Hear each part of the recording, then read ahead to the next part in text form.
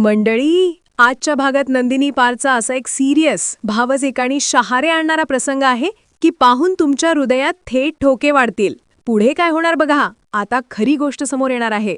पहिल्यांदा व्हिडिओ शेवटपर्यंत नक्की बघा आणि लाईक सबस्क्राईब करा. नाट्यमय क्षणात नंदिनी पार्थ समोर उभी राहते, हात थरथरत, डोळ्यात अपराधीपणा आणि आवाजात आर्तकंप. ती म्हणते, पार्थ, मला तुमच्याशी बोलायचंय. खरं तर मोठी चूक झाली माझ्याकडून. पार्थ शांत, पण तिने काय सांगणार याची तीव्र उत्सुकता त्याच्या चेहऱ्यावर दिसते. नंदिनी थरथरत कबूल करते.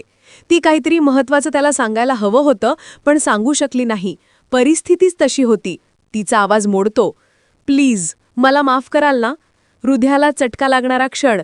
पार्थ मोठ्या मनाने उत्तर देतो, इट्स ओके. मी काव्याला माफ केलं, तुम्हालाही माफ केलं.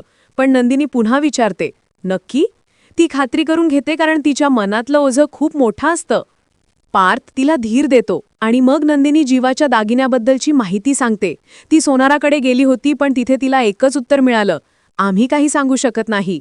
हा संवाद दोघांनाही हादरा देतो. पण पार्थ पुढे पक्का निर्धार करून म्हणतो, नका काळजी करू.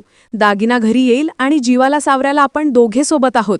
त्यांच्या संवादातल्या प्रत्येक शब्दात विश्वास, साथ आणि भावनिक बंध दिसतो. दोघांमध्ये पुन्हा एकदा मैत्रीचा धागा मजबूत होतो आणि दोघे ठरवतात, जीवाला या काळोख्या अवस्थेतून बाहेर काढायचंच. पण आता मोठा सवाल, हे दोघे जीवाला खरंच सावरू शकतील की पुढे आणखी एखादं रहस्य, आणखी कोणाचा कट, आणखी एक नवा धक्का त्यांची वाट पाहतोय? मंडळी, पुढे काय होणार बघा. तुमचं मत नक्की सांगा आणि हो, लाईक करा, शेअर करा आणि सबस्क्राईब करा.